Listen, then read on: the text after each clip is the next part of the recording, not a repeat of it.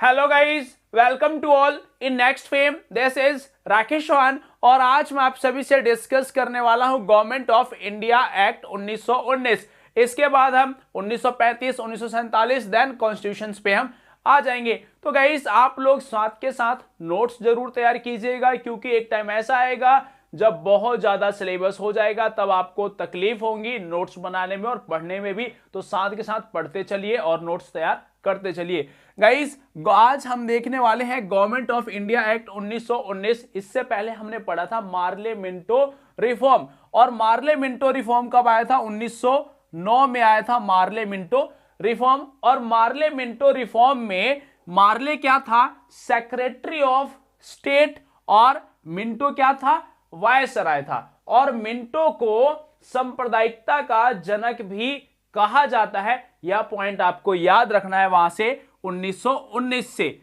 यदि गाइस आज की हम बात करें गवर्नमेंट ऑफ इंडिया एक्ट 1919, अब इसको किस नाम से जाना जाता है? तो इसको Montagu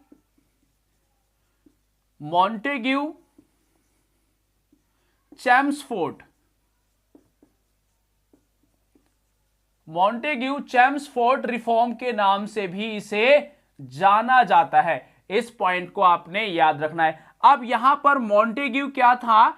Montagu secretary of state. क्या था ये? सेक्रेटरी ऑफ स्टेट था। वहीं चैम्सफोर्ड क्या था? वायसराय था।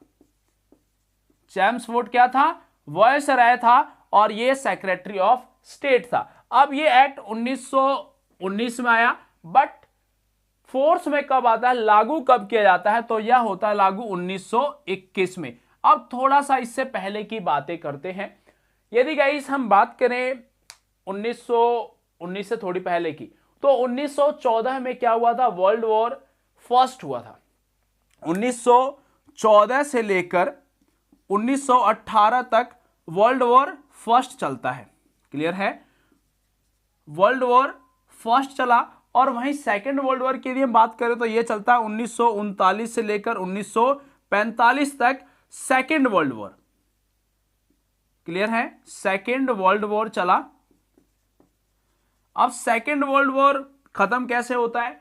नागासाकी और हिरोशिमा पर अमेरिका बम गिराता है। हिरोशिमा पर बम गिराया 6 अगस्त 1945 को, और नागासाकी पर 9 अगस्त 1945 को नागासाकी पर बम गिराता है कौन? अमेरिका। क्लियर है? ये बम होता है लिटिल मैन, और इसको जो नागासाकी पर गिराया जाता है वो होता है फैट मैन। तो ये थोड़ी हिस्ट्री की बातें हैं, बट यहां पर वर्ल्ड वॉर फर्स्ट की बात करते हैं, जहां पर इंडियंस ने ब्रिटिशर्स का पूरा साथ दिया वर्ल्ड वॉर फर्स्ट में। और क्यों दिया? कि उनको लगा कि इससे उनकी बातें मान ली जाएगी, और काफी सारी बातें ब्रिटिशर्स ने मान भी ली, और एक्ट आता है 1919 में मॉन्टेग्यू चैम्सफोर्ड रिफॉर्म। क्लियर है यहां तक? अब इससे पहले एक पॉइंट और आपको याद रखना है कि 1916 दिसंबर 1916 में लखनऊ पैक्ट होता है। कौन सा? लखनऊ पैक्ट। अब ये किसके किसके बीच में हुआ? Indian national Congress and all India Muslim league के बीच में यह पैक्ट होता है, जिसमें कम्युनल्स के इनके अपने गोल्स होते हैं, सांप्रदायिकता के आधार पर सीटों का बंटवारा होता है, और इनमें दोनों में यह पैक्ट होता है। तो यहां से आपको याद यही रखना है कि लखनऊ पैक्ट कब हुआ था? तो 1916 में हुआ था, इंडियन नेशनल कांग्रेस और ऑल इंडिया मुस्लिम लीग के बीच में। यहीं पर बात आती है कि 1/3 जो सीटें होंगी वह किसकी होंगी? मुस्लिम्स की होंगी। क्लियर है ये पॉइंट? थोड़ा और आगे बढ़ते हैं। 1909 में ये पॉइंट्स आपके लिए इंपॉर्टेंट है। 1921 में यह लागू होता है। अब बात होती है इस एक्ट में, तो पहला काम क्या किया जाता है इस एक्ट के तहत कि इंडिया में जो गवर्नमेंट होगी अब वह इंडियंस के द्वारा ही होगी, और इंडियंस मैक्सिमम नंबर्स होंगे इंडियन के इलेक्टेड सीट्स पे। यहीं पर यह बात कही जाती है, और responsible governments in India establishment की बात यहीं पर होती है गवर्नमेंट ऑफ इंडिया एक्ट 1919 में। अब यदि गाइस हम बात करें, एक आपके लिए इंपॉर्टेंट क्वेश्चन है कि सेक्रेटरी ऑफ स्टेट, इसका कंट्रोल होता था किसका पर? इंडिया पर इसका कंट्रोल होता था सेक्रेटरी ऑफ स्टेट का। और यह कहां पे होता था? ब्रिटिश पार्लियामेंट, ब्रिटिश पार्लियामेंट में क्या होता था? ये कैबिनेट मिनिस्टर होता था। कौन? सेक्रेटरी ऑफ स्टेट होता था ब्रिटिश पार्लियामेंट में, कैबिनेट मिनिस्टर्स। और यह इंडिया का एडमिनिस्ट्रेटिव डिपार्ट देखता था।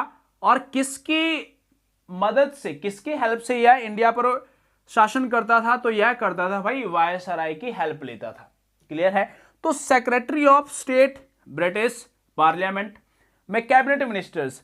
तो यहां पर इंडियंस ने बात कही कि भाई आप कैबिनेट मिनिस्टर्स हो, कहां पे? ब्रिटिश पार्लियामेंट में, बट इनको जो सैलरी है यह कहां से दी जाती थी? इंडियन फंड से दी जाती थी। इंडियन फंड से इनको सैलरी दी जाती थी। तो यहां पर यह बात कही गई कि ये तो वहां के लिए भी वर्क कर रहे हैं, तो इनकी सैलरी इंडियन फंड से क्यों दी जाए? वहीं से दी जानी चाहिए, ब्रिटिश गवर्नमेंट देनी चाहिए। तो होता क्या है, ब्रिटिश गवर्नमेंट क्या करती है, सेक्रेटरी ऑफ स्टेट का जो काम था एम्बेसी वाला, तो इसकी जगह पर क्या ले आती है? हाई कमिश्नर नियुक्त करती है। यह पॉइंट आपके लिए वेरी इंपॉर्टेंट पॉइंट है कि हाई कमिश्नर नियुक्त किए जाते हैं गवर्नमेंट ऑफ इंडिया एक्ट 1919 के तहत। अब इसके तहत क्या हुआ है कि यह इंडिया का काम देखता था, हाई कमिश्नर्स। अब इसकी सैलरी इंडियन फंड से और सेक्रेटरी ऑफ स्टेट की सैलरी ब्रिटिश गवर्नमेंट देने लगी थी। अब एक आपके लिए वेरी इंपॉर्टेंट क्वेश्चन और नॉलेज आपके लिए कि ब्रिटिश गवर्नमेंट के जितने भी शासित देश है आज के टाइम में, जिसे कॉमनवेल्थ के नाम से जाना जाता है, अब इस कॉमनवेल्थ जितनी भी कंट्रीज हैं उन सभी में इंडिया क्या नियुक्त करता है? हाई कमिश्नर नियुक्त करता है, एम्बेसडर नियुक्त नहीं करता। यह आपके लिए वेरी इंपॉर्टेंट पॉइंट है। जैसे श्रीलंका है, वहां पर इंडिया क्या नियुक्त करेगा? अपना हाई कमिश्नर। पाकिस्तान है, क्या नियुक्त करेगा? High commissioners. तो ये सभी इंपॉर्टेंट पॉइंट्स को आप याद रखेंगे। अब बारी है नेक्स्ट पॉइंट की। तो नेक्स्ट पॉइंट यहां पर क्या आता है कि सेंट्रल का जो कंट्रोल था प्रोविंशियल स्टेट पर वह कम कर दिया जाता है। सेंट्रल कंट्रोल किस पे से? प्रोविंशियल स्टेट पे कम कर दिया जाता है। और यहां पर प्रोविंशियल जो स्टेट होते हैं उनको राइट्स दिए जाते हैं कि आप अपने राज्य की सूचियों पर क्या कर सकते हो? बजट पेश कर सकते हो, कानून बना सकते हो। इन सभी को राइट्स दिया गया प्रोविंशियल स्टेट को, और सेंट्रल की पावर को कम कर दिया जाता है। यह आपके लिए वेरी इंपॉर्टेंट पॉइंट है। और यह सब कहां होता है? 1919 में ही होता है। अब बजट पेश कर सकता था कौन? अपने लिए प्रोविंशियल स्टेट यानी कि राज्य कर सकता था अपने लिए बजट पेश अलग से। क्लियर है ये पॉइंट? अब यहां से थर्ड पॉइंट आपको जो याद रखना है कि बजट भी पेश हो गया। अब वायसराय के एग्जीक्यूटिव काउंसिल की यदि हम बात करें, वायसरॉय एग्जीक्यूटिव काउंसिल में पहले 6 मेंबर्स में से सिर्फ 1 मेंबर होते थे। अब यहां पर 3 मेंबर जो होंगे वह कौन होंगे? इंडियंस कर दिए गए 3 मेंबर।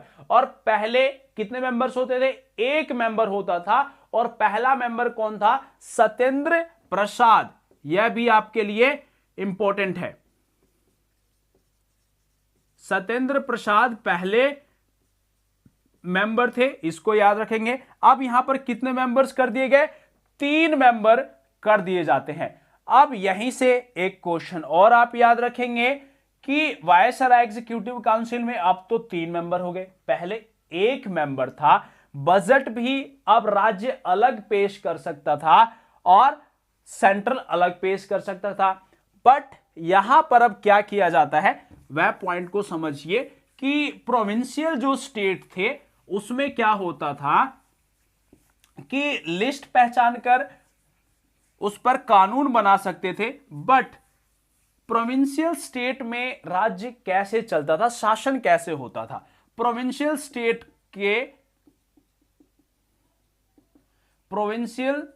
स्टेट के सब्जेक्ट को, प्रोविंशियल सब्जेक्ट जो थे उनको दो पार्ट में डिवाइड कर दिया गया। कितने पार्ट में? दो पार्ट में प्रोविंशियल स्टेट जो थे उनके सब्जेक्ट को दो पार्ट में डिवाइड किया गया। और पहला क्या बना? ट्रांसफर्ड सब्जेक्ट, यानी कि हस्तांतरित। इस पे क्या हो सकता था? फेरबदल हो सकता था, कानून में बदलाव किए जा सकते थे। और सेकंड क्या था आपका? रिजर्व्ड। अब रिजर्व्ड और ट्रांसफर्ड सब्जेक्ट बनाए गए प्रोविंशियल स्टेट में। अब रिजर्व जो था इस पर कौन शासन करता था, किस तरीके से किया जाता था, कैसे कानून बनता था? तो वह बनाता था भाई गवर्नर प्लस एग्जीक्यूटिव काउंसिल के मेंबर्स। एग्जीक्यूटिव काउंसिल के मेंबर्स इस पर कानून बनाते थे और यह विधान परिषद के लिए जवाबदेही इनकी नहीं होती थी। क्लियर है? अब यहां पर जो ट्रांसफर्ड होता था इसमें कौन बनाता था? गवर्नर प्लस मिनिस्टर्स बनाते थे, जो कि विधान परिषद के लिए जवाबदेही होती थी इनकी। ये जवाबदेह होते थे विधान परिषद के और ये नहीं होते थे। तो ये पॉइंट्स भी आपके लिए इंपॉर्टेंट है। अब थर्ड पॉइंट्स, यहां पे एक और पॉइंट जो आपके लिए इंपॉर्टेंट है वो क्या है? Bicameralism system. आज आप देखते होंगे द्विसदनीय व्यवस्था, तो यहीं पर लाई जाती है बाईकैमरलिज्म सिस्टम। अब एक पॉइंट याद रखना कि ये जो ट्रांसफर्ड और रिजर्व्ड सब्जेक्ट थे इसको क्या बोला गया? Dyarchy system. डायरकी सिस्टम बोला गया इसको। यह आपके लिए इंपॉर्टेंट पॉइंट है। और नेक्स्ट पॉइंट जो था वो बाईकैमरलिज्म सिस्टम को यही लाया जाता है। जैसे आप देखते हैं द्विसदनीय व्यवस्था जिसमें एक लोकसभा है और एक राज्यसभा है। अब यहां पर बनाया गया लेजिस्लेटिव असेंबली। Legislative assembly. अब लेजिस्लेटिव असेंबली और दूसरी क्या थी? State council of state. Council of state और एक लेजिस्लेटिव असेंबली। अब यहां पर इंडियंस मेंबर्स की संख्या बढ़ा दी जाती है। अब संख्या कितनी होती है भाई यहां पर? तो ये हो जाती है 205 मेंबर होते हैं टोटल, यहां और यहां, इन दोनों को मिला के। और काउंसिल ऑफ स्टेट को अपर हाउस के नाम से जाना जाता था। अपर हाउस के नाम से, यानी कि राज्यसभा, और लेजिस्लेटिव असेंबली जिसे लोअर हाउस के नाम से जाना जाता था, इसको क्या बोलते हैं? लोकसभा।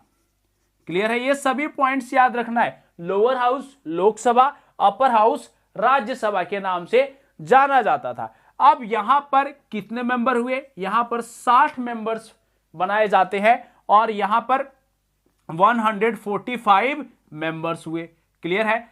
145 मेंबर और यहां पर 60 मेंबर।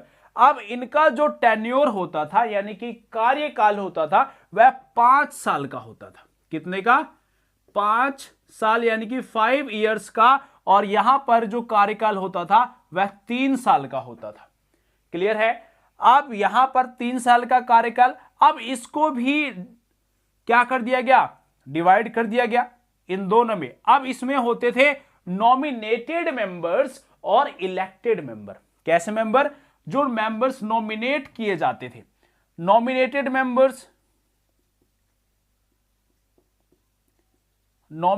मेंबर्स होते थे और elected members. Nominated and elected यहां भी होंगे, नॉमिनेटेड एंड इलेक्टेड मेंबर्स। अब नॉमिनेटेड मेंबर्स यहां पर कितने हुए? तो नॉमिनेटेड मेंबर्स हो गए भैया 41। और इलेक्टेड मेंबर्स कितने होते थे? तो इलेक्टेड मेंबर्स हो गए आपके 104 मेंबर इलेक्टेड होते थे लोकसभा में। और राज्यसभा की यदि हम बात करें तो नॉमिनेटेड होते थे 26 और इलेक्टेड होते थे 34 मेंबर्स। तो ये आपने चार्ट सिस्टम जो है इसका वह आपने याद रखना है। और यहीं से आपने देखा होगा सेंट्रल पब्लिक सर्विस कमीशन का गठन किया गया, और वह कब किया गया भाई? 1926 में सेंट्रल पब्लिक सर्विस कमीशन का गठन होता है। अब ये किस लिए गठन किया गया? सिविल सर्विसेज के लिए। सिविल सर्विसेज के लिए इसका गठन किया जाता है 1926 में सेंट्रल पब्लिक सर्विस कमीशन का। ये सभी आपके लिए वेरी इंपॉर्टेंट पॉइंट्स है, इनके आपने नोट्स जरूर तैयार करना है। साथ के साथ गाइस अब यहां पर क्या चेंजेस और लाया गया? हाई कमिश्नर नियुक्त किया जाता है। जितने भी ब्रिटिश के शासित देश हैं उन सभी में हाई कमिश्नर्स ही नियुक्त होते हैं, एम्बेसडर नियुक्त नहीं होता। यह पॉइंट आपके लिए वेरी इंपॉर्टेंट पॉइंट है। अब यदि गाइस हम बात करें हाई कमिश्नर्स, सेपरेट बजट हो गया। अब यहां से एक आपके लिए इंपॉर्टेंट पॉइंट्स क्या है कि 1919 में गवर्नमेंट ऑफ इंडिया एक्ट आता है। अब 1919 में 10 साल आप ऐड कर दो। कितना? 10 साल इसमें आप ऐड कर दो तो यह कितना बना भाई? 1929। यानी कि 10 साल बाद यह कानून कैसा चल रहा है इसकी रिपोर्ट किसको सौंपनी थी? ब्रिटिश गवर्नमेंट को, और उसके लिए कमीशन बनाया जाएगा। बट 10 साल होने से पहले ही 1927 में क्या आ जाता है? साइमन कमीशन आ जाता है इंडिया में। और साइमन कमीशन अपनी रिपोर्ट किसको देता है? ब्रिटिश गवर्नमेंट को अपनी रिपोर्ट देता है। बट इंडिया में इसका बहुत ज्यादा बहिष्कार किया गया क्योंकि इसके सभी मेंबर्स क्या थे? ब्रिटिशर्स थे। 7 मेंबर्स की कमिटी थी जिसका साइमन क्या था? अध्यक्ष था। क्लियर है? तो इन सभी पॉइंट्स को हम डिस्कस करेंगे अपनी नेक्स्ट क्लास में। बट यहां पर सेपरेट इलेक्टोरेट यानी कि कम्युनलिज्म को और बढ़ावा दे दिया गया। कम्युनलिज्म को और बढ़ावा दे दिया गया और यहां पर एंग्लो इंडियंस, यूरोपियंस, सिख, इन सभी के लिए क्या कर दी गई? सेपरेट इलेक्टोरेट की व्यवस्था कर दी जाती है 1919 के एक्ट के तहत। साथ ही इंडियन क्रिश्चियंस के लिए भी व्यवस्था की जाती है। अब देखो, अब यहां पर एक आपने पहले ही पढ़ा था कि 1909 में जो मार्लेमेंटो रिफॉर्म था, मार्लेमेंटो रिफॉर्म में क्या था? डिवाइड एंड रूल की पॉलिसी लाई जाती है। कौन सी पॉलिसी होती है वो? डिवाइड एंड रूल की पॉलिसी होती है मार्लेमेंटो रिफॉर्म 1909 में, जहां पर इंडियंस को डिवाइड कर दिया जाता है हिंदुइज्म एंड मुस्लिम में। अब यहां पर और डिवाइड किया गया, Indian Christians, Europeans, Sikh, Hindu Muslim तो पहले ही डिवाइड थे। तो इसको बढ़ावा दे दिया जाता है गवर्नमेंट ऑफ इंडिया एक्ट 1919 में। और आप लोगों को पता है कि बंगाल का विभाजन भी ऐसे ही होता है, हिंदू मुस्लिम्स, पाकिस्तान बना हिंदू मुस्लिम्स, बांग्लादेश हिंदू मुस्लिम, सब ऐसा ही बना है। तो ये आपको जो कंप्लीट सिनेरियो है इसको समझ लेना है, इनको याद भी करना है। नेक्स्ट जो हमारी क्लास होगी गवर्नमेंट ऑफ इंडिया एक्ट 1935 को हम देखेंगे। और 1935 का ही एक्ट है जहां से मैक्सिमम 70 to 80% कवरअप किया गया है कॉन्स्टिट्यूशंस में। तो वह एक्ट आपके लिए वेरी इंपॉर्टेंट है और यहां से भी आपने सभी की पॉइंट्स को याद रखना है। वोटिंग राइट्स भी यहीं पर दिए जाते हैं। एक पॉइंट्स और ये मिस हो रहा था, वोटिंग राइट्स भी यहीं पर दिए जाते हैं। और वोट करने का जो राइट होता है, तो वोट करने का राइट थोड़ा स्ट्रिक्ट मामला होता है। कैसा मामला है? स्ट्रिक्ट मामला है। जैसे यहां पर एजुकेशन के बेस पर दिया गया, टैक्स के बेस पर दिया गया, प्रॉपर्टी के बेस पर दिया गया। यानी कि ये सब एक पैरामीटर्स था जिसके आधार पर वोटिंग राइट्स दिए जाते हैं। तो इन सभी पॉइंट्स को आप याद रख लेंगे। मिलते हैं आपसे नेक्स्ट क्लास में। होप सो गाइस आप लोगों को गवर्नमेंट ऑफ इंडिया एक्ट 1919 समझ में आया होगा। नेक्स्ट क्लास 1935, हो सका तो हम 1947 को भी उसी में कवर अप कर लेंगे। Best of luck, share and subscribe next fame channel. Thank you very much.